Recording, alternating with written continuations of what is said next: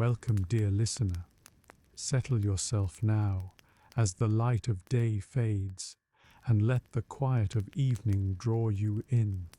You are safe here, you are warm here, and together we will wander once more into the world of the past, a world shaped by earth and fire, by hearth and hand, by the simple rhythm of life. In this episode, we will follow the path of food in medieval Europe. We will step into the fields where seed is sown with hope, and grain ripens beneath the turning sun. We will pause in the cottage gardens, where cabbages and herbs grow close to the door, tended with patience and care. We will listen to the animals of the village, the lowing of cows, the bleating of sheep, the cluck of hens, each one offering milk, wool, eggs, or meat to sustain the household. We will follow the grain to the mill, where the great stones grind steadily, turning harvest into flour. We will step into the baker's space, where bread rises and crusts harden, filling the air with their comforting scent. We will sit beside the hearth in the humblest of cottages, where a pot of pottage simmers slowly, shared by parents and children alike. And we will lift our eyes to the manor hall, where feasts blaze with abundance, laughter, and music, and the tables overflow with roasted meats and sweetmeats, spiced for holy days. Together, we will taste the ordinary and the extraordinary, the daily bread that kept life steady, and the rare festival foods that brought joy and wonder. We will feel the textures of grain and wool, hear the sounds of plough and mill, and breathe the mingled scents of smoke, herbs, and warm bread. And as we wander, we will come to see that food was never only food. It was the rhythm of life itself. It was work and fellowship, prayer and gratitude, need and celebration. It was a circle, turning always, binding soil to hearth, hunger to fullness, life to life. So rest now, and let us begin slowly, gently. The fire glows, the night deepens, and the story of food, farming, and feasting awaits. Walk with me into the open fields. They stretch outward in long strips, divided by custom and memory, each plot belonging to a family, yet worked together in the rhythm of the village. The soil is dark and heavy, cool to the touch, rich with the promise of life. In the spring, seed is scattered by hand, cast wide in arcs that glimmer briefly in the sun before settling into the earth. Each handful is both labor and prayer, a gesture of hope that the seed will take root, that rain will fall, that the harvest will come. The air is filled with the calls of crows, sharp and hungry, swooping down to steal a grain, only to be chased away by a boy with a stick, his laughter ringing across the field. The soil clings to boots, damp and cool, carrying the memory of seasons past. Oxen plod steadily, their hooves sinking deep, their breath steaming in the chill. Behind them, a man leans into the plough, guiding its creaking blade through the earth. Furrow after furrow opens, straight and patient. Into these furrows, the seed is thrown, barley, rye, oats, wheat, each scattering a quiet promise. The rhythm is timeless, as if the land itself hums along with the work. Children chase the circling birds, their shouts sharp and lively, their small bodies darting among the furrows. They laugh as they wave sticks, stumble, rise again. Their play is part of the labor, and the labor becomes play. So even the youngest learned a lesson of the fields. Weeks pass, and the earth responds. Tiny shoots appear, fragile at first, trembling beneath the lightest breeze. Then they thicken, strengthen, darken. By summer, the land ripples with green, rolling like water beneath the sky. Stand among the stalks, and you hear their endless whisper, the secret voice of the year as it grows, as the sun wanes and days shorten. The green turns to gold. Barley nods, rye stiffens, oats sway with feathery tops, and wheat stands tall and full. The air is filled with a sweet, heavy fragrance. Then comes harvest. Men and women stoop low, their sickles flashing in the sun. Slice, gather, bind. Slice, gather, bind. The rhythm repeats, unbroken, until the field stands bare and barns grow full. Children run between sheaves, picking up stray stalks, their baskets filling with kernels that will not be wasted. Every grain matters. Evening falls, and the workers return home. The sheaves are stacked. The tools leaned against walls, the oxen led to water. The fields smell of straw and earth and effort. Though bodies are weary, hearts are light, for food is secured once more. Winter follows, and the fields rest. Frost hardens the soil, snow muffles sound, and life lies hidden beneath the cold. Yet the earth is only pausing, waiting for warmth, ready to begin again.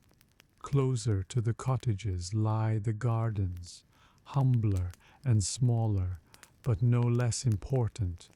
Here, rows of cabbages grow round and heavy. Beans climb patiently up their poles. Leeks and onions rise from the soil. Carrots and parsnips swell in the dark.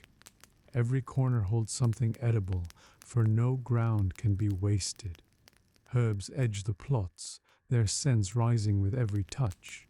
Sage, thyme, mint, parsley, each with its use whether for food, medicine, or comfort. A sprig of thyme sweetens the pottage. Mint cools the brow of the fevered. Nettles and dandelions ease the hunger of spring. The garden is a place of gentler sound. A woman bends low to weed, her basket by her side. A child pulls clumsily at roots, mimicking her movements. The scrape of hoe, the rustle of leaves, the soft murmur of voices, quiet notes of steady care. Rain darkens the soil, beads the leaves, cools the air. Sun releases the fragrance of herbs, fills the yard with sweetness. Frost curls the edges of cabbages, glittering in morning light. Season by season, the garden continues, its gifts carried daily into the cottage. Step inside, and the field and garden are transformed. The hearth glows, and above it hangs an iron pot, simmering slowly. Barley swells, beans soften, cabbages wilt, leeks dissolve into broth. Steam rises, mingling with smoke, thickening the air with fragrance. The sound is low and soothing. The bubbling of liquid, the crackle of logs, the hiss of sap. A loaf of bread rests nearby, its crust dark, its crumb plain but filling. It will be broken and dipped, shared among the family. On the table sits cheese, sharp and salty, cut from a wheel stored cool. Perhaps an apple or two wrinkled but sweet. Perhaps a scrap of bacon for flavor. The family gathers close, bowls filled, bread passed from hand to hand. Children chatter, Elders murmur blessings. Parents eat more slowly, watching with tired but gentle eyes. Hunger fades, warmth spreads, the hearth glows brighter, and the bonds of kinship tighten with every bite. Not every meal is humble. In the manor hall the feast blazes bright. Fires roar in the great hearth, spits turn, and meat roasts until fat drips and sizzles. The air is heavy with spice and fruit, with honey and smoke. Tables stretch long, covered with trenchers of bread, bowls of beans, wheels of cheese, and flagons of ale. Goblets gleam in the firelight, music rises, laughter fills the beams. Servants hurry, carrying platters, refilling cups, clearing bones. Children stare wide-eyed at pies filled with meat, at fish covered in herbs, at cakes golden with honey. For a time, want is forgotten, for a time abundance reigns. Yet even here, the circle holds. Bread began as seed in the field, meat came from pasture and forest, apples from orchard, honey from hive. The source is always the same, earth, sun, rain, and labor, and so we return to where we began. Food is not only food, it is the rhythm of life itself. Every season binds into the next ebb. To live is to sow, to harvest, to grind, to bake, to share, to begin again. Fragile at times, for storms may scatter and drought may wither, yet enduring, for the circle always returns. The earth rests, the seed rises, the harvest comes, the meal is shared. So breathe deeply now. Smell the barley and the bread. Hear the whisper of fields and the bubbling of pots. Feel the warmth of hearth and the closeness of the table. The circle turns still, steady and unbroken, and in its turning there is rest.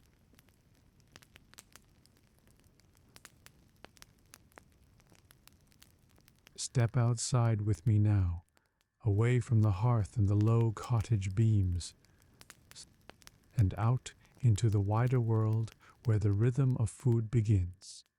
The air carries the faint smoke of morning fires, but also the deep, rich scent of earth, turned and waiting. Overhead the sky is pale and wide, the sun climbing steadily to warm the fields. Here is where life takes root. Here is where the story of food begins its long journey to the table. The open fields lie in strips, long and narrow, stretching outward from the village like the ribs of a fan. Each family tends its portion, though no one works alone, for the village labors as one. The land has been divided for generations, not by fence or stone, but by memory, by custom, by agreement. It is soil shared, yet marked by familiar footsteps, by the same hands that return each season to scatter seed, to reap, to rest. In the chill of early spring, before the trees have fully leafed, oxen walk the length of these strips. Their pace is steady, their bodies broad, their breath rising white into the air. The plow creaks behind them, its wooden frame groaning, the blade cutting through soil that has been frozen, soft and frozen again. The man guiding it leans with his weight, his hands steady on the handles, his boots sinking into the damp earth. Furrow after furrow unfolds, dark and glistening, ready to cradle the seed. Beside him, a woman scatters grain from a wide pouch at her waist. Her hand rises, arcs, falls. The seed flashes in the light for a moment, then disappears into the furrow, vanishing but not lost. Each gesture is a prayer, quiet, unspoken, yet sure. That rain will fall, that sun will shine, that what is hidden now will rise again. The field becomes a page upon which hope is written in handfuls of grain. Children follow, clapping and shouting, chasing away the crows that gather at the edges. Their cries echo across the field, sharp against the still air. A stick waved, a stone tossed, laughter bursting between efforts. What is play to them is work for the household, and what is work for the household is play for them. In this way, even the youngest join the rhythm of sowing, and the lesson of the field is learned without words. Weeks pass, and green shoots pierce the surface. At first they are small and fragile, trembling with the lightest wind, bending beneath spring rains. Yet they thicken. They grow taller, stronger, until the field is no longer dark, but washed with living green. Summer deepens the color, warms the earth, draws the stalks high. Stand among them, and the sound you hear is not silence, but a soft, endless whisper, the gentle brushing of countless blades against one another, like water flowing in a hidden stream. By late summer the green has turned to gold. Barley ripens first, its heads heavy, nodding in the breeze. Rye stands strong, its stalks tall and stiff. Oats bend with feathery tops, swaying gently. Wheat fills last, proud and full, glowing in the slanting light. The air is rich with their scent, sweet and warm, carrying the promise of bread yet to come. Then autumn arrives, and the fields grow busy. Men and women bend low, sickles flashing in the sun. The rhythm is steady, cut, gather, bind. Stalks fall into hands, are tied into sheaves, and stacked in neat rows that dot the land like small huts of gold. Sweet beads on brows, muscles strain, but no one falters. The barns must be filled before the weather turns, and each hour is precious. Children dart between the workers, their small baskets filling with gleanings, with stalks missed by the first cut. Each kernel matters, each handful is treasured. Even the smallest gatherer contributes, for hunger makes nothing insignificant. As evening falls, the sun sinks red behind the stubble. The air cools, and the workers return home. The oxen are led to water, tools leaned against walls, sheaves stacked beneath shelter. The fields lie quiet, smelling of straw, of sweat, of earth. Tired limbs find rest, but hearts are light, for the harvest is safely gathered. Winter brings silence. The fields are stripped bare, their stubble brittle with frost. Snow may spread in soft blankets, muffling sound, bright beneath the pale sun. Yet beneath the frozen surface, life lies waiting. Roots sleep, seeds rest, the soil gathers strength. The field endures its stillness, knowing the circle will turn again. When warmth returns, the gardens, if the open fields feed the village as a whole, the gardens feed each household day by day. Step with me to the yard of a cottage, where nothing is wasted, where every inch of earth carries its weight in life. Here stand rows of cabbages, wide-leaved and heavy, their pale hearts hidden beneath green curls. Poles rise from the soil, beans twining upward in patient spirals, pods dangling like ornaments in clusters. Leeks push their way tall and straight, while beneath the soil onions swell, carrots stretch, parsnips thicken in secret darkness. Each row is tended, each corner holds something of worth. Along the edges, herbs thrive, small but potent. Sage with its soft, gray-green leaves, thyme tiny and delicate, mint spreading cool and sharp, parsley bright and fresh. The scents are sharp, fragrant, drifting whenever a hand brushes them. A sprig of thyme thrown into the pot transforms pottage from plain to savory. Sage steeped in water soothes a cough. Mint crushed between fingers leaves a coolness lingering in the air. Even weeds find their place, nettles boiled in spring, bitter greens eaten with gratitude. After the hunger of winter, the garden is not only useful, but gentle to the senses. Marigolds nod their golden heads. Violets spread shy purple flowers. They bring cheer, but they heal too, their petals and leaves gathered for salves, for teas. Beauty and medicine walk together here, side by side. The rhythm of the garden is quieter than the field. A woman bends to pull weeds, her hands practiced, her basket filling steadily. A child mimics her movements, tugging clumsily, learning without needing to be told. The scrape of a hoe, the rustle of leaves, the soft murmur of voices. These are the sounds of its tending. It is not grand labor, but it is constant, and constant labor sustains the family. Rain falls, and the garden drinks, leaves glistening, soil darkened, the air fresh and damp. Sun shines, and the herbs release their fragrance, filling the yard with sweetness.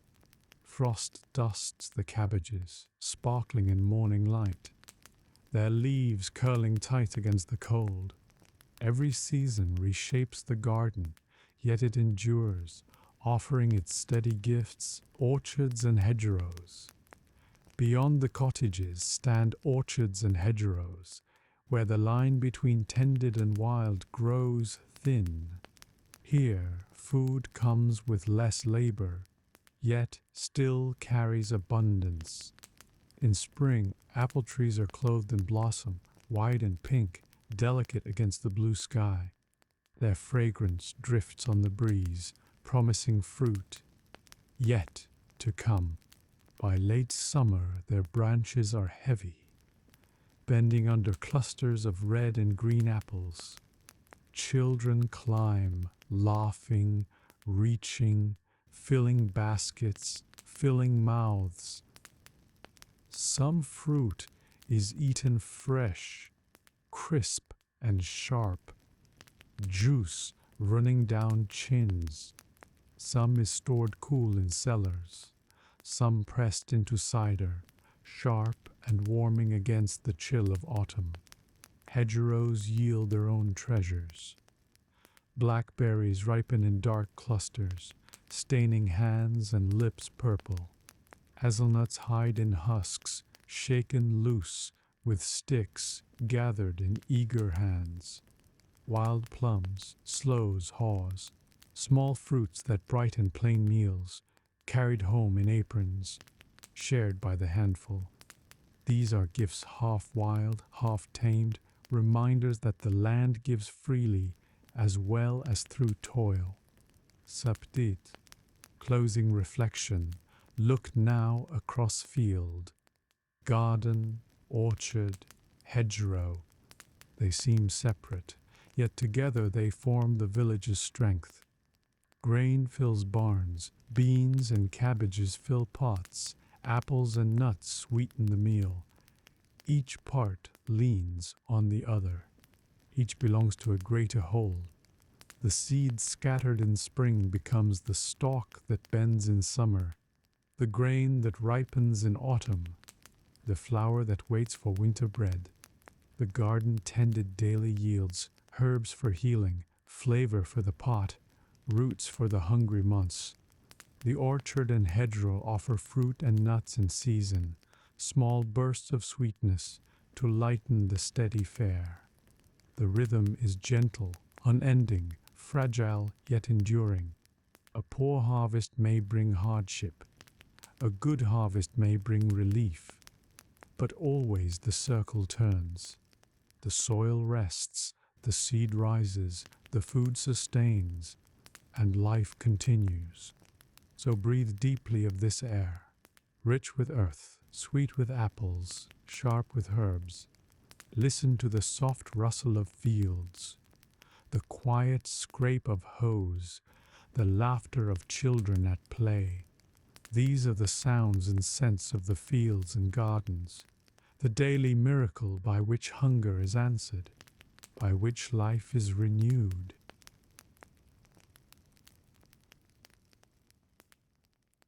Step with me now from the fields and gardens into the barnyards and meadows where the animals of the village live and work alongside the people. Their voices are part of the village soundscape. Their gifts are part of the village life, and their presence is woven into every day. Cows, sheep, pigs, goats, chickens, and geese all have their place. Each offers food, warmth, or strength. Each is cared for, tended, relied upon. At the edge of the village, the byre stands low and sturdy, built of wattle and daub, its roof thatched against the rain. Step inside, and the air is warm, heavy, with the smell of hay, of dung, of animal breath. Cows stand patiently, their great bodies filling the dim space, their hides shining faintly in the glow of a lantern. They shift their hooves, swish their tails, chew slowly on the fodder spread before them. From them comes milk, warm and sweet, drawn each morning and evening. A woman kneels beside one, her stool low, her pail ready. Her hands move steadily, squeezing, releasing, and the milk streams down with a soft, rhythmic sound. The pail fills slowly, froth rising at the edges. Children watch, wide-eyed, and sometimes reach for a taste straight from the bucket. Their lips coated white, their laughter bubbling. The milk will not stay long as milk. It will be churned into butter, thick and golden, or pressed into cheese, sharp and firm, foods that last through leaner seasons. Beyond the byre, sheep graze the meadow. Their wool is thick, their bleating constant, a sound that carries across the fields. They crop the grass close, moving as one, watched carefully by a shepherd with his dog. In spring, their lambs stumble on unsteady legs, their cries thin and high. By early summer, the shearing begins. The sheep are gathered, their fleece clipped close, with long iron shears. The air fills with the smell of lanolin, the sound of blades snipping, the low protest of the sheep. Their wool will be washed, spun, woven, warming the people who tended them. Some of the flock will give meat as well, their flesh salted or roasted, their bones boiled for broth.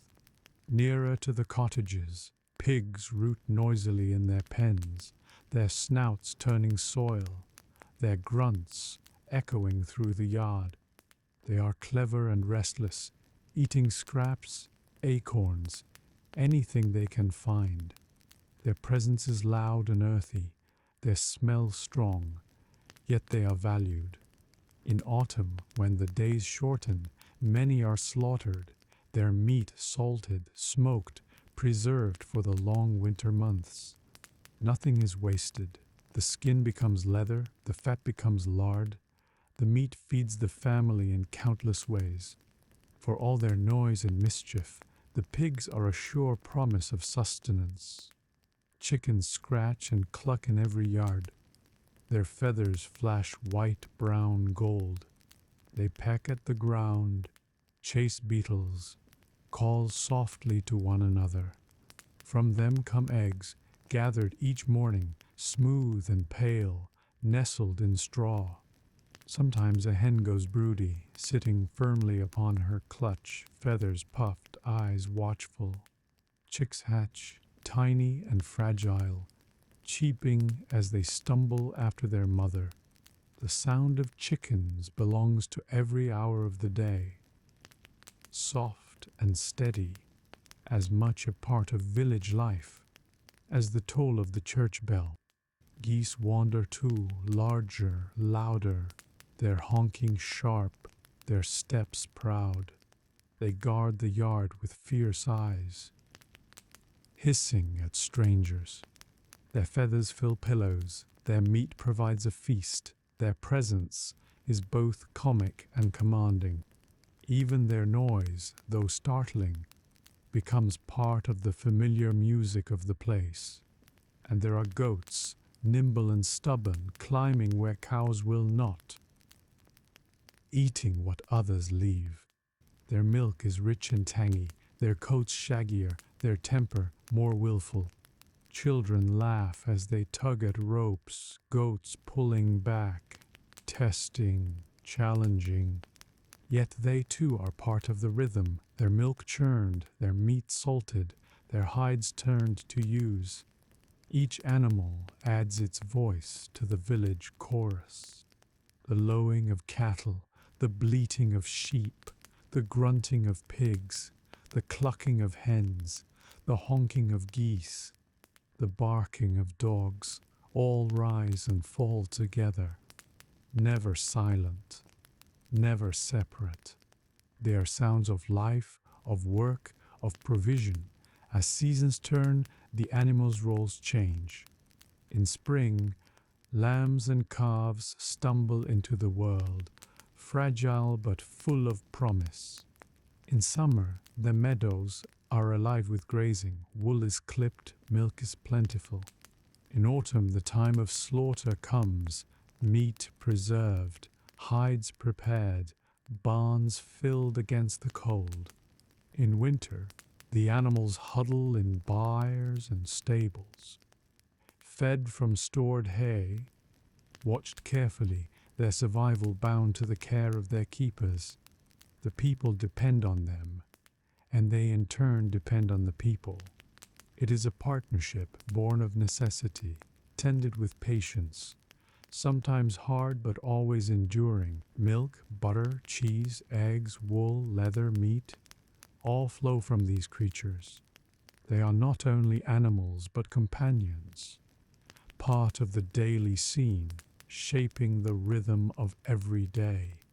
A cow's patient breath in the byre at dawn, a rooster's crow to greet the morning, a pig's grunt in the yard, a sheep's bleat across the meadow.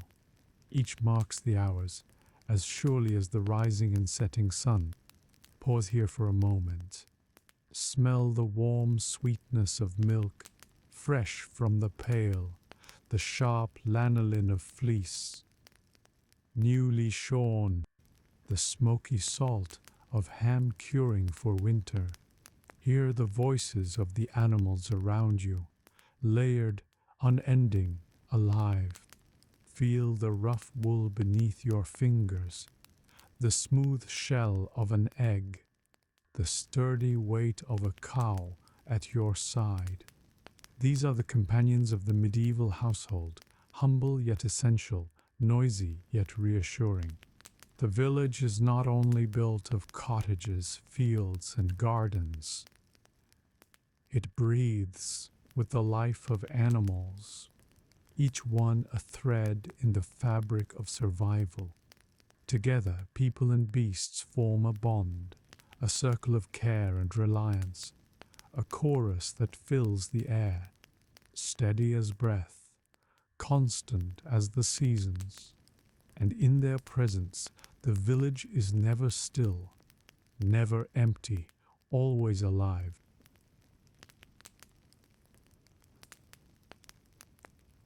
Follow me now along the winding track that leads from the heart of the village to the place where grain becomes food.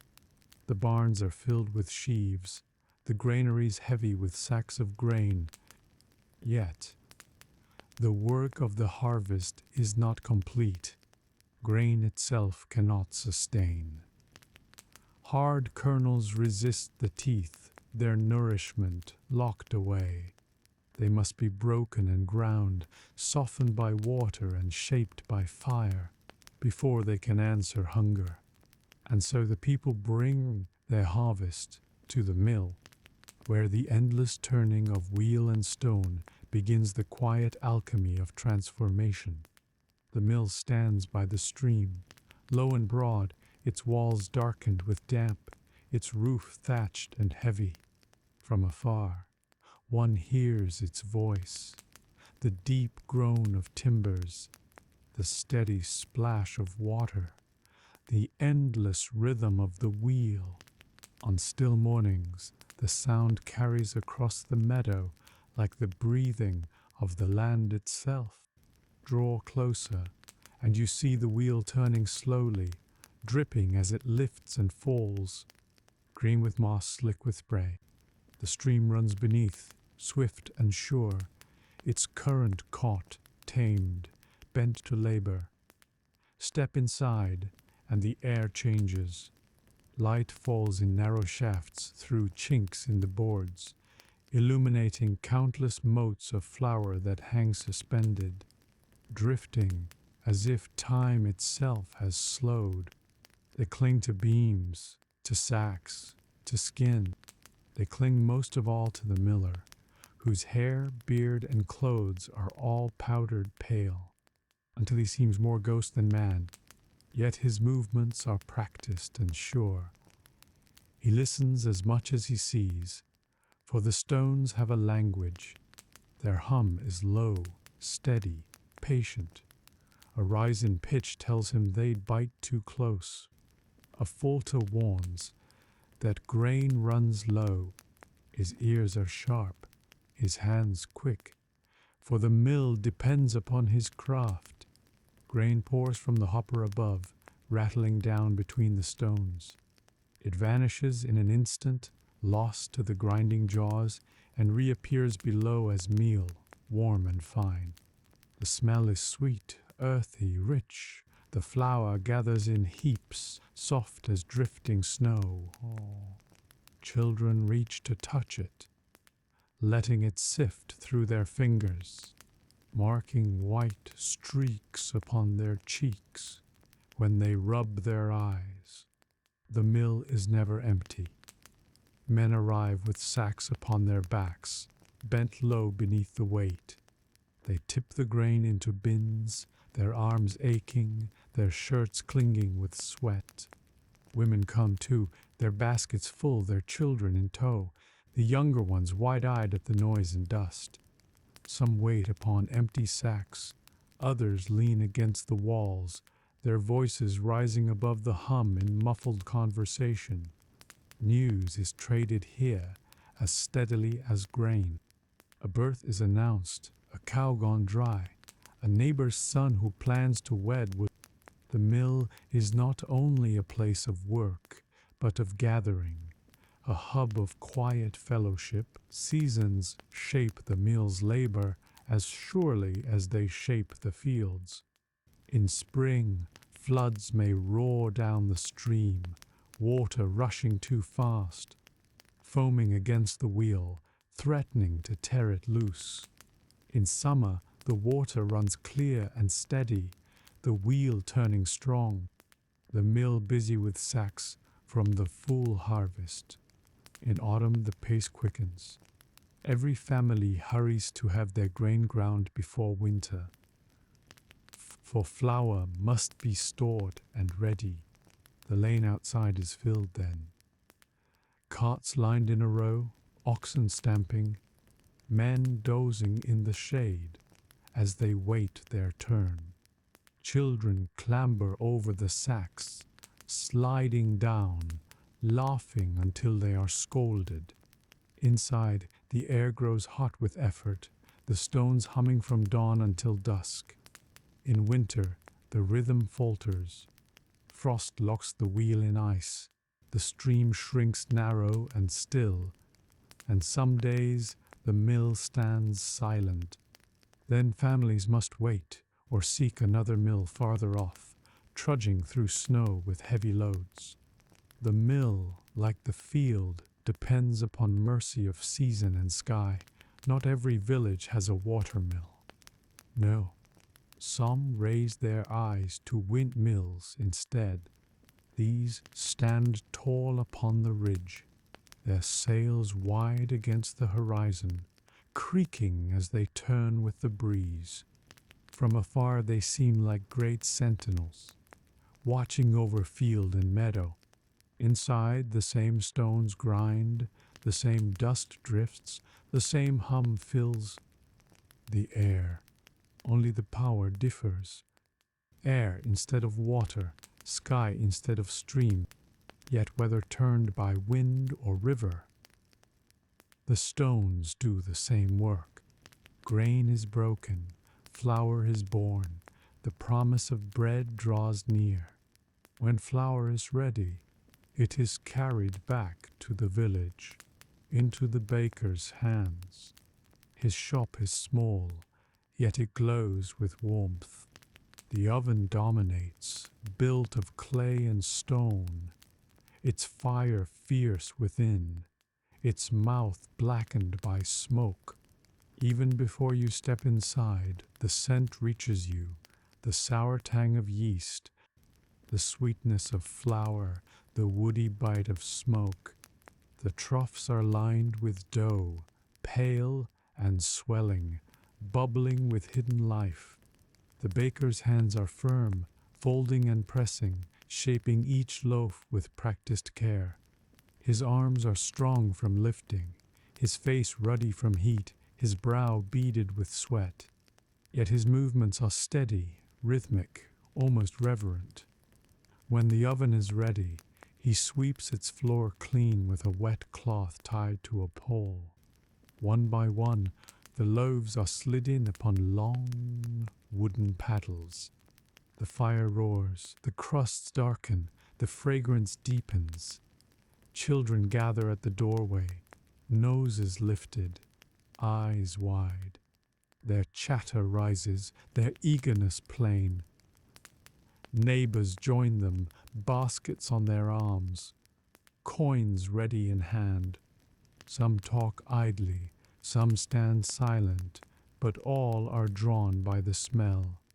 A promise that hunger will soon be eased. At last the loaves are drawn out, golden steaming, their crusts crackle softly as they cool. The smell floods the lane, drifting into every corner of the village. People step forward, eager, their hands outstretched. The baker sets loaves upon boards, his paddle moving swiftly, his eyes bright with tired satisfaction. Each family takes its share, carrying it home with care, for the bread is not just food, but life itself. Not all loaves are the same. The poor carry dark bread, coarse and heavy, baked from rye or barley, sometimes mixed with oats or bran. It is dense, filling, plain, but it lasts and it sustains. The wealthy may carry fine loaves, white and soft, made from wheat carefully sifted, the husk removed, the flour pure. These are lighter, sweeter, more costly, a mark of status as much as sustenance. Yet whether dark or white, coarse or fine, bread is the heart of the meal. It is broken at dawn, eaten at midday, shared at night. It is dipped in broth, spread with butter, soaked in ale. Without bread, the table feels empty. With bread, hunger fades. Bread is not only daily food, but also festival gift. On holy days, honey and spices are added. Dried fruits folded into dough, loaves shaped in special forms. Their scent is richer, their crust darker, their taste a rare delight. These are eaten slowly, divided carefully, savored by all. They mark time as surely as bells and prayers. Each festival loaf a memory of joy. The oven is a gathering point, no less than the mill. Neighbors stand together while loaves bake, trading stories, sharing news. A farmer rests against the doorframe, eyes closed, lulled by the heat. A woman rocks her child to sleep, humming softly. Children chase each other in the lane, their laughter echoing off the walls. The baker wipes his brow, nods at the talk, offers a smile even as he works. The bread he bakes belongs not only to each family, but to the whole village. His oven is a hearth for all. As night falls, the fire is banked low, embers glowing in the dark. The last loaves rest upon the boards, steam curling upward in the cool air. The wheel slows at the mill. The stones fall silent, the stream flows on beneath the stars. Yet tomorrow the rhythm will begin again. Grain will be poured, flour will rise, dough will swell, bread will bake. The circle turns, steady and sure. Bread is humble, yet holy, ordinary, yet miraculous. It binds seed to soil, labor to reward, hunger to satisfaction.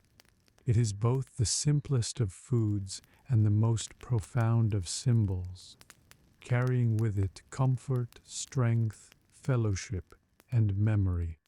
In every loaf lies the work of field and mill, of oven and hand, of water and fire, of patience and prayer. In its presence the village finds its life renewed, day by day, season by season, loaf by loaf. So pause for a moment, breathe in the warm scent of bread, hear the steady hum of the wheel, feel the crust beneath your fingers. This is not merely food, but the rhythm of life itself. It is the circle turning quietly, as faithful as the stream, as constant as the rising of dough, as enduring as the breaking of bread at the table. And in that turning, the people find both the strength for their labor and the peace of their rest.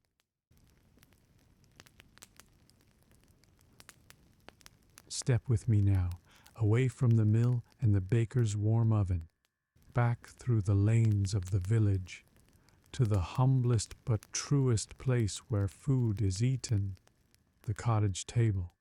It is here that the rhythms of field, garden, and byre gather together each day. What was planted and tended, milked and churned, ground and baked, finally finds its resting place in bowls and on trenchers, set before families who have labored from dawn to dusk. The cottage is low and narrow, its roof thatched, its walls built of timber and daub. Inside, the light is dim, filtering through small shutters, glowing faintly from the fire on the hearth. The table is rough but sturdy, boards scrubbed smooth by many hands. Wooden bowls rest upon it, spoons carved by a father for his children. A jug of ale, brewed by the mother's care. There is no abundance here, but there is enough to fill bellies, to share together, to give strength for tomorrow's labor.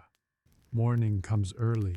Before the sun has fully risen, smoke already drifts from chimneys.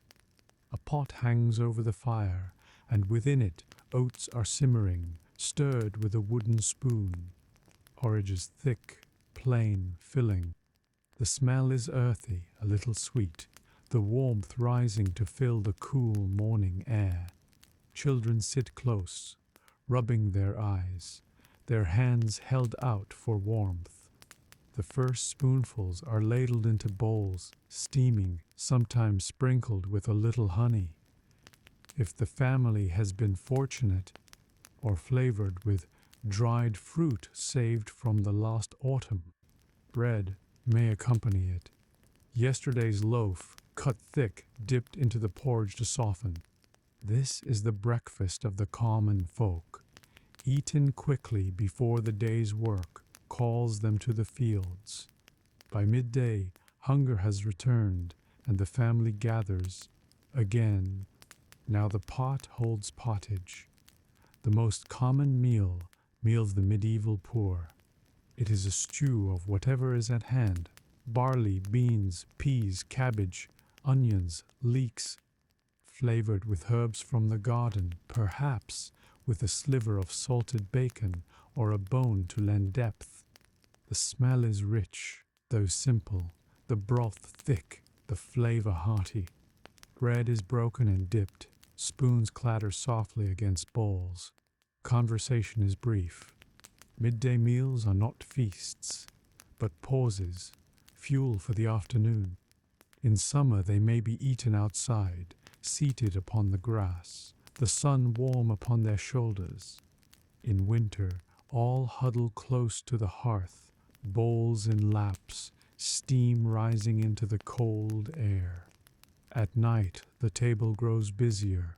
The work of the day is done, the animals tended, the tools put away. The fire glows brighter, and the meal, though not abundant, is shared with more leisure. Again the pot of pottage, but perhaps with fresh additions: mushrooms gathered from the woods, apples sliced from the orchard, cheese cut from a wheel. Ejags may be boiled if hens have laid well, and sometimes fish caught from the stream will sizzle upon the hearthstone. The family lingers longer, the children chattering, the parents weary but content. A jug of ale is poured, its froth spilling over the rim, its taste sharp and comforting. Bread is ever present, dark and heavy, cut in thick slabs. It is the true foundation of every meal. Sometimes it is used as a trencher, the base upon which food is placed, soaking up juices, then eaten last. Sometimes it is dipped in broth, or spread with butter, or simply chewed plain. Its crust is hard, its crumb dense, but to those who eat it, it is life itself. Children gnaw on crusts as they play. Elders soften their bread in broth to ease tired teeth. Every loaf is a reminder of the work that has gone before, and of the circle that will begin again tomorrow. Meals vary with the seasons. In spring, after the long hunger of winter, food is sparse and meals are thinner. Pottage may be stretched with nettles, sorrel, dandelion greens, all gathered from hedgerows. Eggs grow more plentiful as hens begin laying again, and milk flows richer as cows and goats freshen. These small gifts lighten the meager table, bringing hope as fields green once more. Summer brings abundance. Fresh vegetables from the garden, peas, beans, carrots, cabbages, find their way into the pot. Fruit ripens in orchards: cherries, strawberries, plums. The air is rich with scents, and meals feel brighter, fresher. Children eat berries by the handful, their lips stained red and purple, their laughter carrying on warm air. Even simple bread tastes sweeter when eaten in the sunlight of summer fields. Autumn is the season of plenty, when the harvest has filled the barns and the gardens yield their last. Pottage thickens with barley and beans, apples are stewed with honey, nuts cracked and roasted by the fire. Meat may be salted or smoked, filling the air with the fragrance of preservation. Families eat with a sense of relief, knowing the stores will last them through the cold. The meals are hearty, generous by comparison, flavored by gratitude for abundance. Winter brings hardship again. Meals grow plain, portions smaller. Bread, cheese, and ale become the staples, with roots and beans stretched as far as they will go. The hearth is the center, the pot simmering slowly, perhaps with nothing more than cabbage, onions, and broth. Yet there is warmth here, and fellowship, and even in scarcity, the act of sharing makes the food sufficient. Families draw closer together, huddled around the fire, bowls in hand, comforted as much by company as by the food itself. Small rituals mark the cottage table. Before eating, a blessing is murmured, giving thanks for the gifts of field and flock. Children wait patiently until their elders are served. Bowls are passed from hand to hand, bread divided with care. Even when food is plain, there is reverence in the act of eating, for every mouthful represents labor, hope, and survival. Sometimes small indulgences brighten the table, a pot of honey opened, a rare treat shared sparingly, golden and sweet upon bread, a handful of dried fruit, saved from autumn, chewed slowly, savored by all, a fresh egg, still warm from the nest, boiled and halved between children. These small pleasures remind the family that even within hardship, there are moments of sweetness. Hafra, the soundscape of cottage meals, is soft but lively. The bubbling of the pot, the crackle of fire, the murmur of voices, the clatter of spoons against wood, children whispering or giggling, a dog shifting by the door, a hen clucking faintly outside. It is not noisy, but it is alive, filled with the music of daily life. To sit at a cottage table is to understand the heart of medieval food. It is not about abundance, but about sustenance. It is not about luxury, but about rhythm. Each meal is part of a circle. Fields planted, gardens tended, animals milked, grain ground, bread baked. That circle is tasted in every spoonful of pottage, every bite of bread, every sip of ale. It is humble, yet it is sacred, for it binds together work and reward, hunger and relief, family and fellowship. As the night deepens, bowls are emptied, crusts eaten, mugs drained. The fire burns low. The children grow drowsy, their heads nodding against their parents' shoulders. The table is cleared, spoons set aside, the pot scrubbed clean for morning. Outside, the village grows quiet, smoke curling into the dark sky. Inside, the family rests, full enough, content enough, ready to sleep and rise again to labor and eat in the same rhythm. So breathe in now the scent of smoke and broth, of bread and cheese. Hear the soft clatter of spoons, the gentle hum of voices, the crackle of the fire.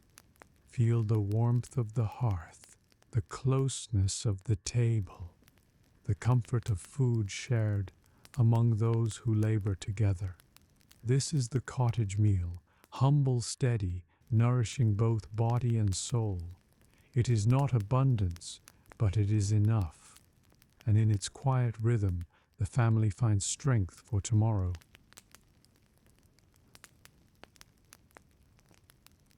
Step with me now, away from the humble cottage hearth and into the world of the manor, where meals are no less bound to earth and labor, yet unfold with grandeur and abundance. Here the tables are longer, the fires larger, the platters heavier, the cups brighter. Where the cottage meal sustains, the manor meal proclaims of wealth, of status, of community, of celebration. To sit at a manor table is to taste both plenty and pageantry, to witness food as spectacle as well as sustenance. The hall is vast compared to the cottage. Its beams rise high above, blackened by smoke yet steady. The floor is strewn with rushes, often sweetened with herbs to mask smells and soften steps. At the far end blazes a great fire, wide enough that whole logs are fed into it, crackling and roaring. Against its heat, spits turn slowly, long iron poles driven by hand or wheel, bearing haunches of venison, whole pigs, even sides of beef. The scent fills the space, rich, heavy, mouth-watering. Juices drip into trays, hissing as they strike. The air shimmers with heat, with smoke, with the promise of feasting. Around the fire and in the kitchens beyond, servants hurry. Some stoke the flames, their faces ruddy with effort. Others baste meat with brushes dipped in dripping fat. Cooks stir great cauldrons of stew, the broth bubbling with roots and herbs, the steam thick. Trays of pies are slid into ovens, their crusts pinched and decorated, filled with mixtures of meat and spice. Apples and honey, eels from the stream, rabbits from the warren. Bread is baked in ranks, round and high, crusts gleaming, scent filling the air. There is no stillness here, only motion, a dance of labor that will carry food from store to table, from raw to cooked, from hunger to satiety. Step into the hall as guests begin to gather. Long trestle tables are set with trenchers, thick slices of bread that will serve as plates, soaking up juices and gravies. Upon them are placed knives, for each guest brings his own, while spoons are shared, and forks are rare, a curiosity from faraway lands. Jugs of ale and wine stand ready, their surfaces beaded with condensation. Cups of pewter and silver gleam in the firelight. At the head of the hall sits the Lord his seat upon a raised dais. His table higher, his dishes finer, but all will eat, from highest to humblest. For the feast is a communal act. The first course is brought forth with ceremony. Servants carry platters high, their steps measured, their eyes lowered. Roasted meats are laid upon the tables, golden and glistening. The sound is of voices rising, of laughter spreading, of knives carving, of bread tearing. The smell is overwhelming, rich and layered, the smoke of the fire mingling with the sweetness of fruit, the sharpness of spice, the earthiness of roots. There is music too. A minstrel stands at the side, his lute in hand, his voice weaving through the noise. Sometimes drums join, or pipes, their rhythms lively, their tunes carrying tales of love, of battle, of saints. The sound adds to the feast, turning eating into celebration. Not all food is meat. Bowls of beans and peas, of leeks and onions, of carrots and parsnips are placed down, stewed with herbs. Platters of fish, baked or boiled, sometimes covered in sauces of mustard or vinegar, sometimes stuffed with parsley and sage. Eggs hard-boiled and spiced, cheeses sharp and salty, trenchers soak, cups are filled, spoons dip, hands tear. The feast is abundance made visible, abundance made audible, abundance made edible, and then comes the pageantry of subtlety. Dishes crafted as marvels. A pie is cut, and from within live birds flutter out, a marvel to amuse the guests. A tower of sugar, molded into shapes of castles or beasts, gleams white against the rushes. A roast is dressed in feathers, restored to its plumage as if alive. These are not merely foods, but entertainments, marvels for the eye as much as for the tongue. They speak of wealth, of skill, of connections to faraway lands where sugar and spice can be obtained. Ale flows freely, and wine too, imported at great cost, its sweetness unfamiliar to humble tongues. Cups are lifted, toasts made, voices raised.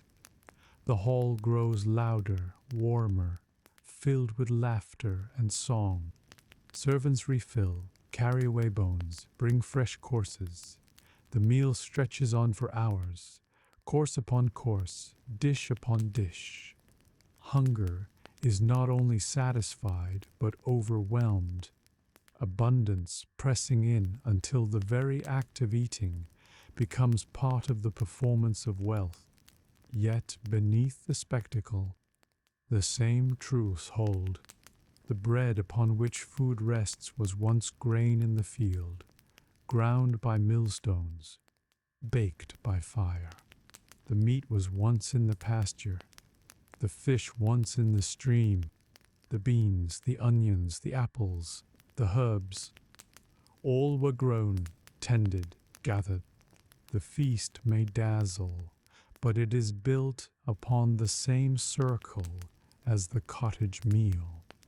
Earth, seed, rain, sun, labor, all join together, whether in humble pottage or in spiced pie.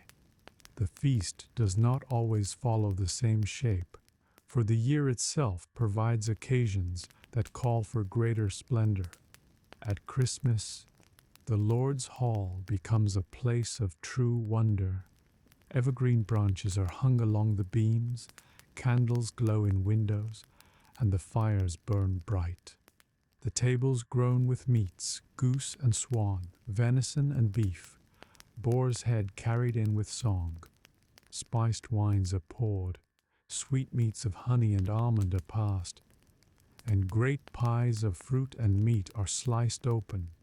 Music swells louder, carols are sung, and the joy of midwinter banishes the darkness beyond the shutters. For one night the cold is forgotten, the hunger of the poor eased, the bonds of fellowship renewed. At Easter, the meal takes on brightness. Lamb is roasted, herbs are gathered fresh from spring gardens, eggs are dyed and eaten in plenty. The long fast of Lent ends, and joy fills the hall as the first fresh foods of the year are savored. Fish gives way to meat, lean fare to abundance. Candles burn tall, bells ring, and the hall resounds with laughter as bodies and spirits alike are restored. At harvest time, the feast is one of relief and gratitude. The barns are filled, the fields cut bare, and the labor of many months lies safe. Now the tables are piled with bread fresh from new grain, with apples and pears, with nuts and berries, with meat newly slaughtered. Ale flows strong from casks, foaming in cups, and songs of plenty rise into the rafters. It is a meal of satisfaction, of thanks, of promise that the village will endure another winter. Even in times of mourning or solemnity, the hall is filled with food. Funerals are marked by shared meals, where bread is broken and ale poured in memory of the departed. Weddings are marked by feasts, where families are joined not only by vows, but by the sharing of roasted meats, sweet wines and sugared cakes. In every turning of life, food is present, marking time, binding people together, sustaining both body and soul. Consider the servants who labor unseen to make the feast possible, long before the guests arrive.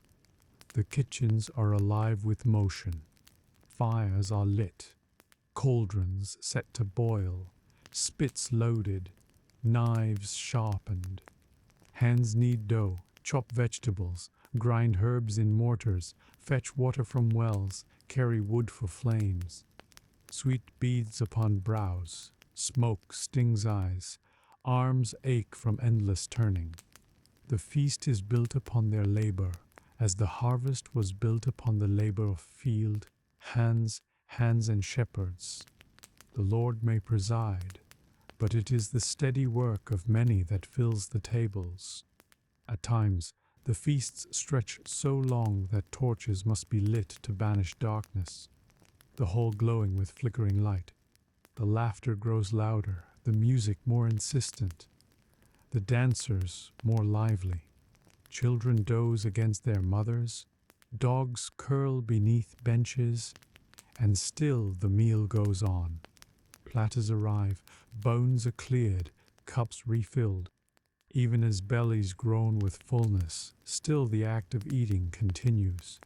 For the feast is not only about hunger, but about display, about celebration, about the weaving of community for those from the cottage who are sometimes invited to such feasts, perhaps tenants at Christmas or workers at harvest.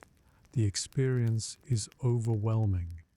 To see such abundance, to taste meats spiced with flavors from distant lands, to hold a cup of wine is to step into another world.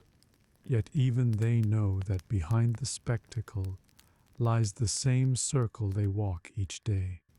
What dazzles in the hall began humbly in soil and stable, in field and stream.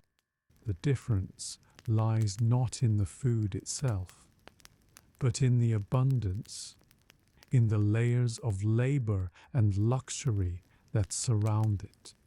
Bread remains the constant. At the manor table it may be finer, whiter, lighter, yet it is still bread, still broken by hand, still eaten with every course. It is the trenchers upon which food rests, the sop that soaks juices, the final bite at the end of the meal.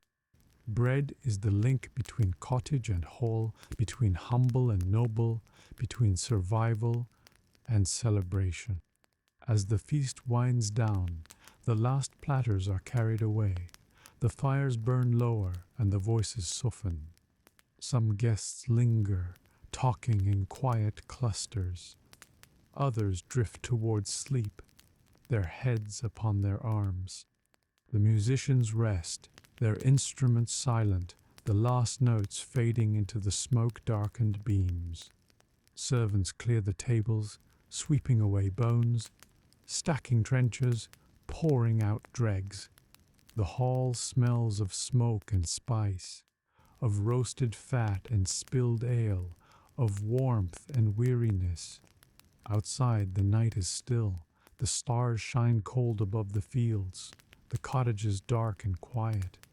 Yet within the manor hall the echoes of laughter and song remain, lingering in the rushes woven into the wood. Tomorrow the Lord may dine more simply. The tables set with bread and cheese, with stew and ale. But tonight abundance has reigned, and the memory of feasting will carry through the leaner days. To sit at a manor table is to glimpse both the height of abundance and the roots of necessity. It is to understand that food is not only to fill the belly, but to bind community, to proclaim power, to honor God, to mark time. The feast is a symbol as much as a meal, a stage upon which life's great passages are played. Yet beneath the splendor, the same truth holds. Without seed, without soil, without labor, without sun and rain, there can be no feast at all. So pause here and breathe in the sense of the hall. smoke and spice, meat and bread, ale and wine. Hear the music fading, the laughter lingering, the crackle of embers. Feel the weight of fullness, the warmth of company, the glow of fire. This is the Manor feast, as rich and layered as the world that created it. A meal of abundance, of spectacle, of joy. A meal that reminds us that food is never just food, but life itself woven into every crumb, every sip, every song.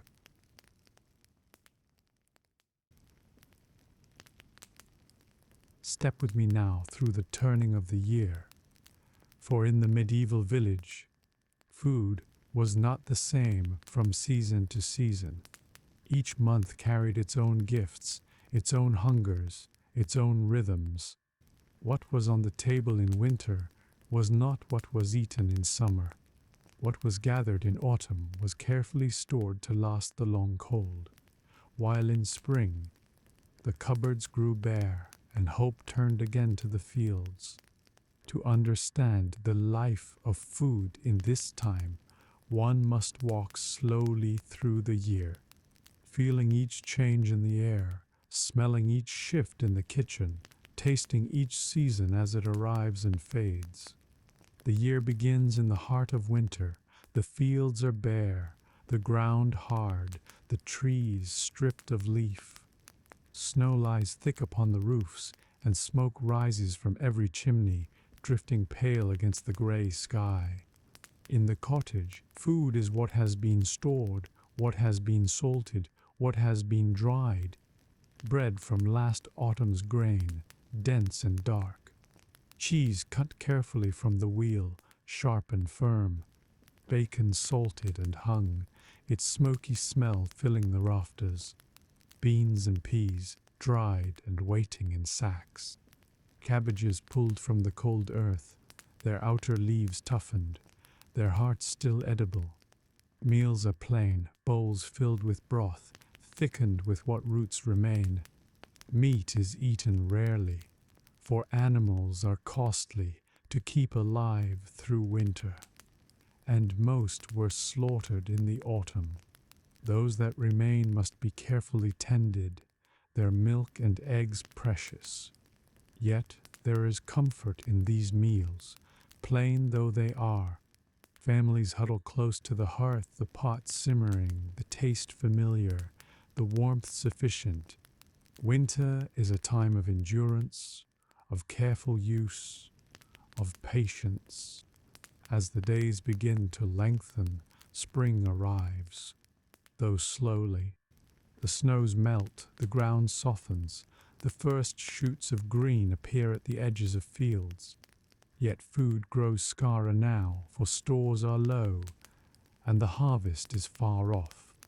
This is the hunger gap, when bread is harder, when roots sprout or rot, when beans dwindle, when hunger presses harder. Families turn to the hedgerows for nettles, sorrel, young dandelion leaves, greens that can be boiled into broth, easing hunger, giving strength until the gardens grow. Hens begin to lay again, and eggs appear at the table. Once more small treasures welcomed eagerly. Milk flows richer as animals freshen, and butter is churned again after long absence. The taste of spring is sharp, green, new, a promise of what is to come. It is a lean time, yet a hopeful one, for the earth is waking. Summer brings abundance.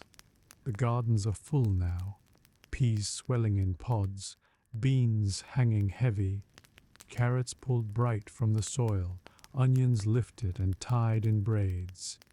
The orchards give cherries, plums, strawberries, each sweet and fleeting.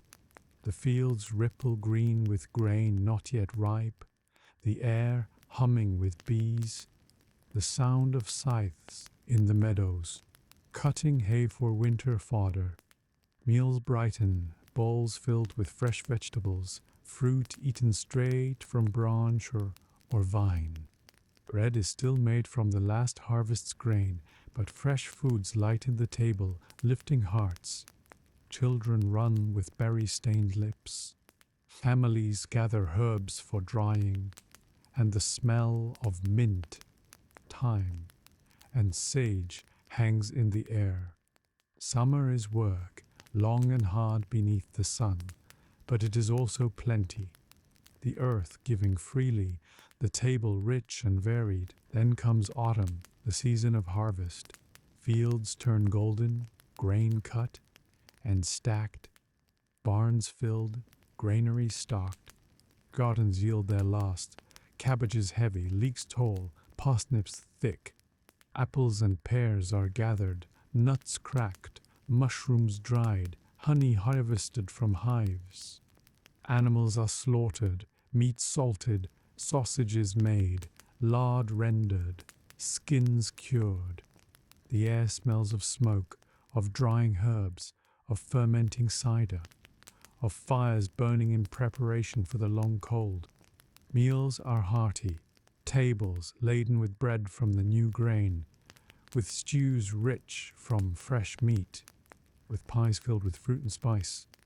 The village feasts, not only to eat, but to give thanks, for the barns are full and the fear of hunger is, for a moment, held at bay. Autumn is a season of relief, of gratitude, of celebration, as well as of labor, for every hand must work to preserve what has been gathered. And so, the year turns again to winter. What was harvested is eaten, what was preserved is relied upon, what was gathered is shared slowly and carefully. The cycle continues, season after season, year after year. Each meal reflects not only the skill of the cook or the labor of the family, but the state of the fields, the mercy of the weather, the bounty of the land. To live in a medieval village is to live by the rhythm of food, as steady and certain as the turning of the seasons.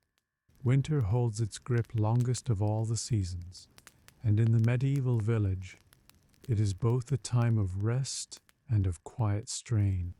The work of the fields is paused, the ground too hard, the air too bitter. Families remain closer to their hearths, children huddled near the fire, elders wrapped in cloaks, tools hanging unused in the byre. Yet though labor is lighter, the worry of food is heavier, for every day the stores shrink. Barrels of salted meat stand in the corner, the brine strong, the smell sharp, each piece removed carefully. Wheels of cheese rest in the cool cut slowly, their edges darkened, their hearts still firm. Bread is baked less often now, for the flour must last, and loaves are thinner, crusts harder. Beans are boiled again and again, broth stretched thinner, flavors fading. There is a sound to winter meals, a softer, more subdued tone. Spoons clink in bowls, the fire crackles low, and voices murmur rather than laugh. Families eat quietly, conserving both food and energy, speaking of spring with hope and with worry. Yet winter is also a season of gathering, for feast days bring a measure of joy into the darkness. At Christmas, even the poorest may share a goose or a joint of pork, saved and salted for the day. Cakes are baked with honey, if it can be spared, and ale is poured more freely. For one night the hardship lifts, warmth and laughter fill the cottage, and hunger eases. Children remember these feasts all their lives, not for their abundance, but for the rare sweetness of plenty in the heart of winter. When the snows finally melt, spring arrives uncertainly. The air grows damp and mild, the ground softens, shoots rise, yet the cupboard is barest at this moment. This is the hunger gap, and it presses hardest. Mothers walk the hedgerows, their baskets open for nettles, sorrel, and wild herbs. These greens sting or bite upon the tongue, but boiled into pottage, they bring freshness, relief, the taste of life renewed. Children search for eggs in the straw, treasures warm and fragile, eaten eagerly at the hearth. Milk flows again from cows and goats. Butter is churned once more, pale and soft, spread upon the last crusts of bread. Though hunger is sharp, hope is sharper, for every day the fields grow greener, and the gardens begin to stir. There is joy in small things at this time of year. A child may run into the cottage clutching a handful of violets, their scent fresh and sweet, announcing that the earth is alive once more. A boy brings home a rabbit snared in the hedgerow. It's meat enough to flavor a pot for many mouths. An old woman tells the children to look for the first buds on the trees, teaching them to read the world as a promise of food to come. Meals remain plain, but they are brightened by these small moments, and the memory of them lasts longer than the hunger itself. Summer is the season of bustle and abundance. The gardens are filled with color and scent, each row heavy with growth. Families walk between them, baskets in hand, pulling peas, beans, onions, carrots, carrying them to the cottage, where pots bubble with fresh flavors.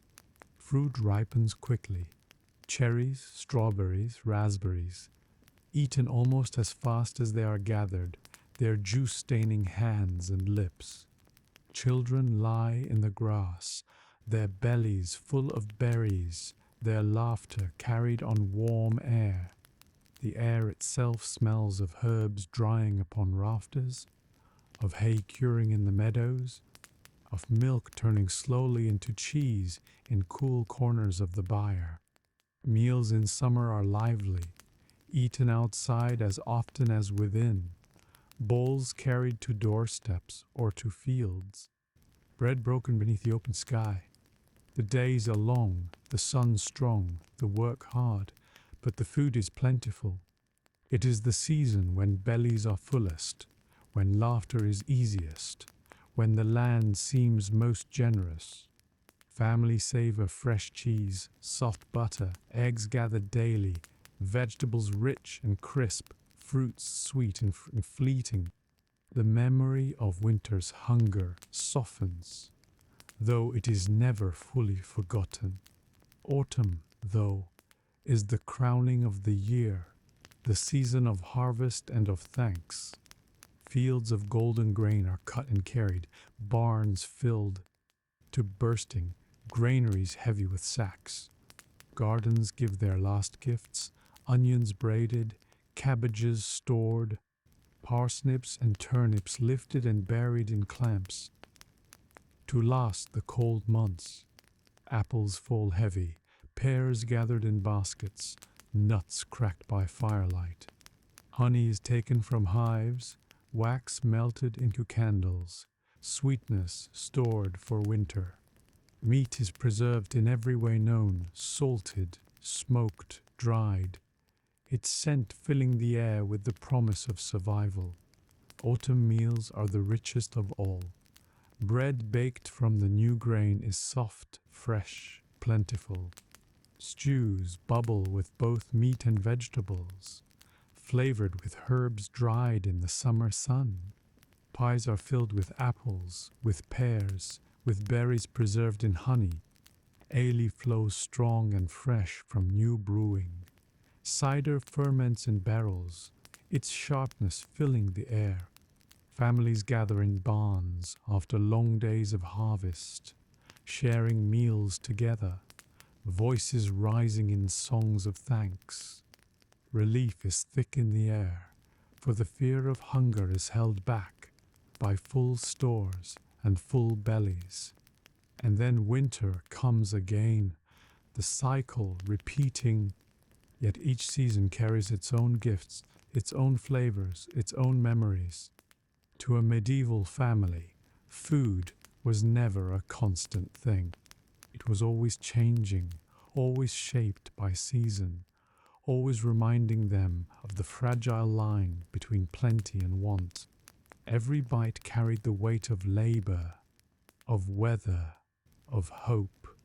To taste spring greens after the hunger gap, to eat fresh bread in autumn after the harvest, to share honeyed cake at Christmas. These were not small things, but joys remembered, anchors in the flow of time. The year of food is the year of life itself, each season marking not only the passage of time, but the rhythm of survival. Winter teaches patience, spring teaches hope, summer teaches labor, autumn teaches gratitude. Together, they weave the fabric of medieval living, binding families and villages into the circle of earth and table. So pause here. Smell the smoke of winter fires, the sharp green of spring herbs, the sweetness of summer fruit, the rich scent of autumn grain. Hear the bubbling of pottage, the laughter of children in meadows, the songs sung at harvest. Feel the hunger of the gap, the relief of the feast, the steady comfort of bread in every season. This is the year of food, turning always, fragile yet enduring, a circle as constant as the seasons themselves.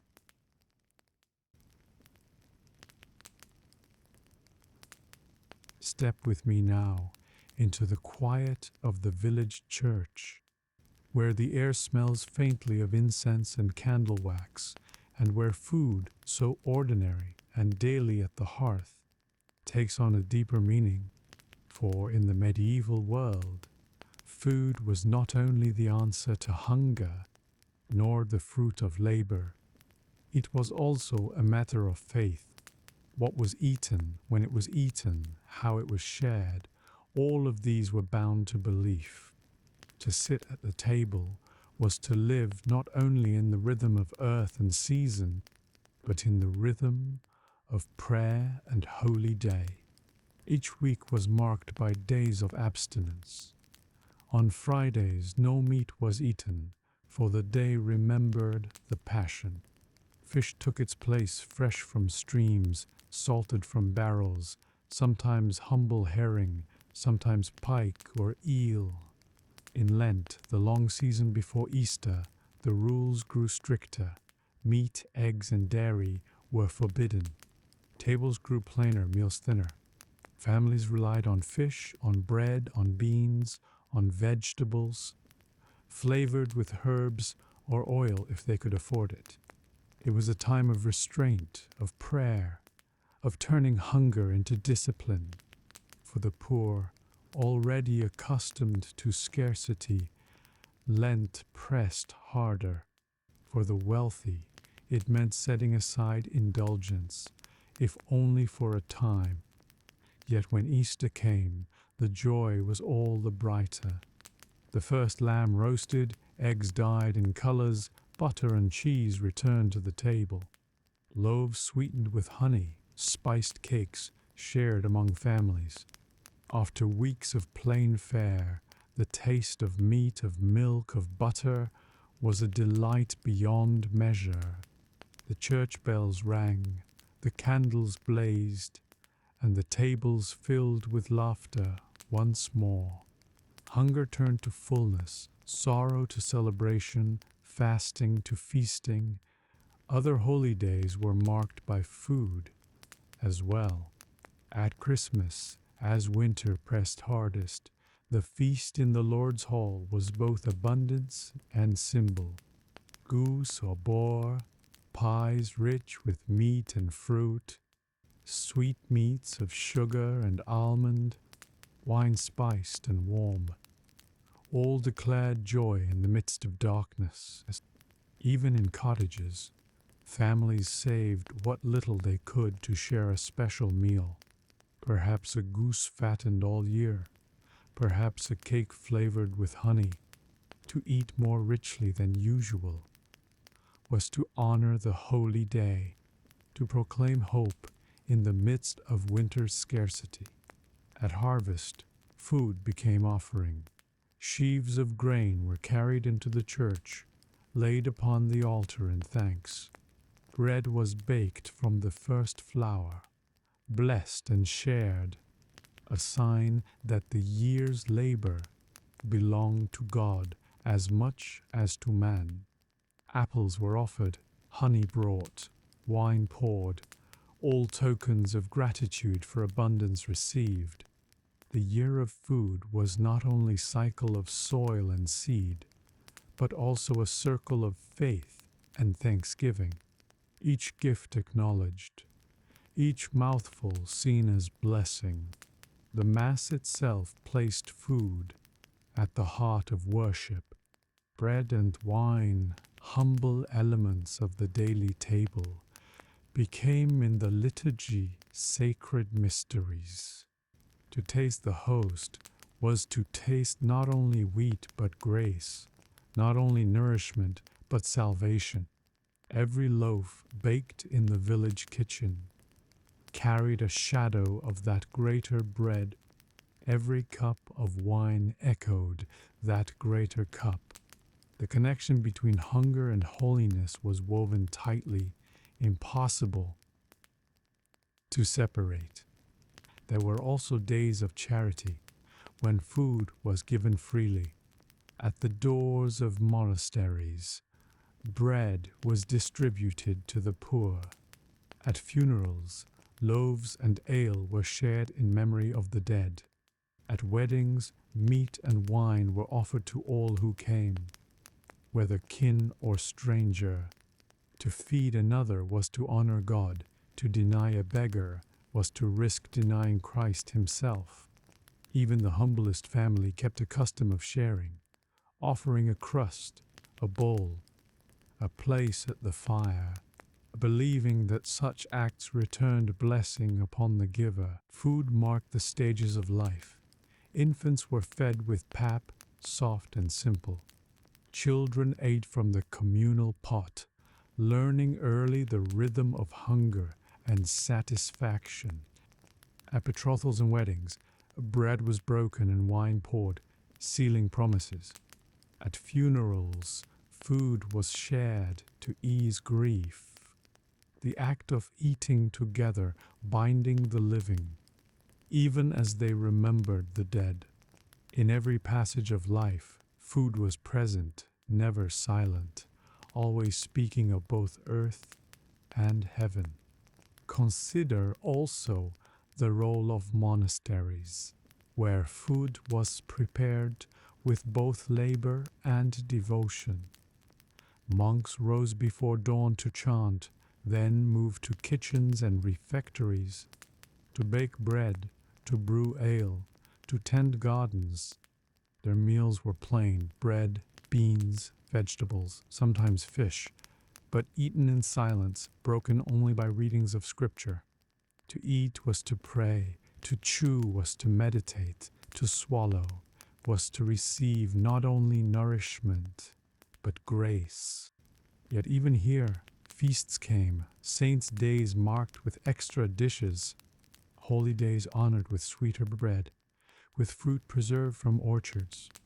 The rhythm of fasting and feasting, of plainness and abundance, shaped their lives as surely as their prayers.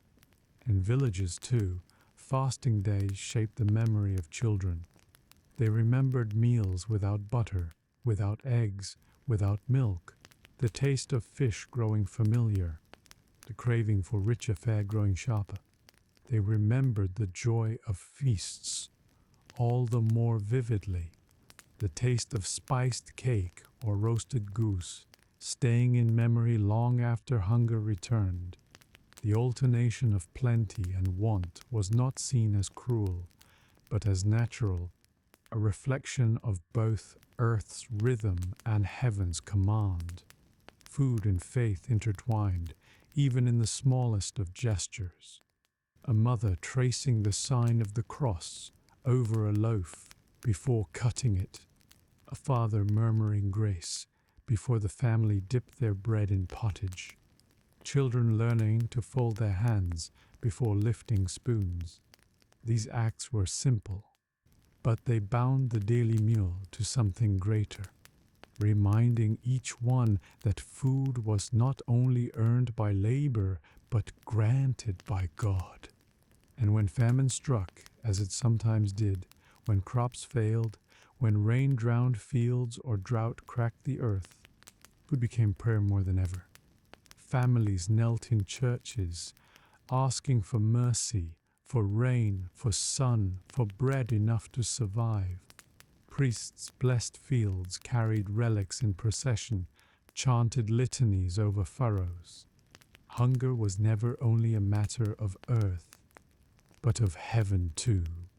And when relief came, when rain fell at last, when grain grew tall again, the gratitude was not only to the soil, but to God who gave the increase.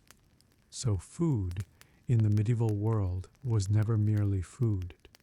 It was discipline and indulgence, fasting and feasting, scarcity and celebration. It was prayer made edible, blessing made visible, thanksgiving made tangible. To eat was to live, and to live was to honor both the earth that gave and the God who sustained.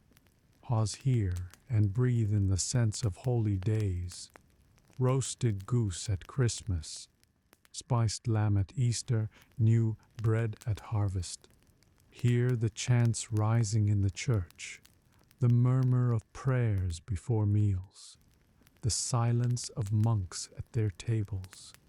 Feel the hunger of Lent, the joy of Easter, the gratitude of harvest.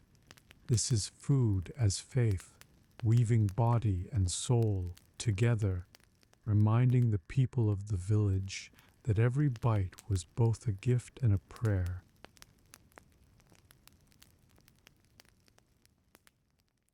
The day's ending now, with the light fades from the sky, the fires burn lower, the voices of the village grow softer, and as the quiet of night settles, let us pause to reflect on the story we have followed, the story of food, of earth and hand, of labor and blessing, from the furrows of the fields to the herbs of the garden, from the warm byre to the clucking yard, from the steady mill to the glowing oven. Food has guided us. We have walked through cottages and manor halls. We have tasted pottage and honeyed cake. We have seen both scarcity and abundance. And in all of it, one truth has remained. Food is life. Food is memory. Food is blessing. Think now of the field in spring, when seed is scattered into the cool, dark soil. Each handful cast is both work and prayer, hope entrusted to earth and sky. Rain falls, sun warms, and from the ground rise shoots, trembling and tender, yet steady. By summer, the field ripples green, the stalks swaying like waves in a quiet sea.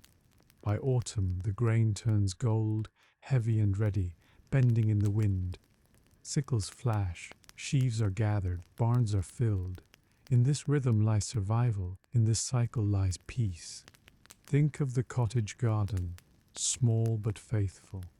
Rows of cabbages heavy with leaf, beans climbing patiently, onions swelling, carrots hidden beneath soil, herbs growing at the edges, their scents sharp and sweet, sage, thyme, parsley, mint, children tugging weeds, mothers gathering herbs, fathers carrying baskets inside. Each day the garden gives, and each day its gifts are carried to the pot, transformed into meals that warm and sustain. Think of the animals, their voices, part of the music of the village, the cow lowing in the byre, her breath warm in the chill dawn, the sheep bleating in the meadow, their fleece thick, their lambs stumbling at their sides, the pigs rooting noisily in the pen, the hens clucking as they lay, the geese honking proudly in the yard. Their gifts are steady: milk, wool, eggs, meat, and their presence is constant, companions in the rhythm of labor and survival. Think of the mill by the stream, its wheel turning, its stones humming. Grain pours down, flour rises up, dust drifts and clings. The baker shapes dough, slides it into the oven, and loaves emerge golden, fragrant, steaming. The air fills with their scent, neighbors gather, children wait wide-eyed. Bread is broken, shared, savored. In it lies the labor of field and mill, of oven and hand. In it lies the heart of the meal, humble yet holy. Think of the cottage table, where bowls of pottage are shared, bread dipped, cheese sliced, ale poured. The family gathered close, their faces warm in the firelight, their voices gentle, their hunger eased. The meals are plain, yet they are enough, woven with love and fellowship. Think of the manor hall, bright with torches, alive with music, heavy with abundance. Platters of meat, bowls of stew, pies spiced and sweet, cups of wine lifted high. Laughter echoes, minstrels play, servants hurry, and for a night want is forgotten. Yet even here the bread is the same, the circle the same, the gifts of field and flock the same. Think of the turning seasons, each shaping the table. Winter's plain fare, spring's lean hope, summer's fresh abundance, autumn's rich harvest. Each with its hunger, each with its gift, each teaching patience, gratitude, labor, joy. Think of food as faith, shaping both stomach and soul. Fasting days of fish and bread, feasting days of lamb and goose, the blessing of harvest loaves, the taste of Easter lamb, the sweetness of Christmas spice, bread and wine lifted in worship. Simple food made sacred, meals given to the poor, loaves broken at weddings, food shared in memory of the dead. Every act of eating bound to belief, every meal both earthly and holy. Food is never only food. It is soil and sun, rain and seed, labor and patience. It is family gathered close, neighbors sharing news, a village bound together. It is hunger and fullness, plainness and celebration, need and blessing. To live is to eat is to remember is to give thanks. And so, as night deepens, let us rest with the memory of these meals, the sound of the mill wheel turning, the scent of bread fresh from the oven, the warmth of broth rising from the pot, the laughter of children in summer gardens, the murmur of prayers before a cottage meal, the music of feasting in the manor hall. These are the blessings of nourishment, the gifts of the earth, the strength of the body, the comfort of the soul. Close your eyes now. Imagine the fire glowing low, the table cleared, the family drowsing, the village hushed. Outside, the fields sleep beneath the stars, the gardens rest, the animals quiet in their byres. The mill wheel slows, the oven cools, the halls are dark. The circle of food is paused, waiting for morning. And as you breathe deeply, you rest within that circle too. safe, warm, sustained. The blessing of nourishment is this, that food binds life together, binds hunger to fullness, labor to reward, earth to heaven, man to God. It is a circle, turning always, as steady as the seasons, as faithful as the dawn. And in that turning lies peace. So sleep now, dear listener, rest within the circle. Feel the blessing of nourishment surround you. The fire glows low, the night is deep, and tomorrow the circle will begin again.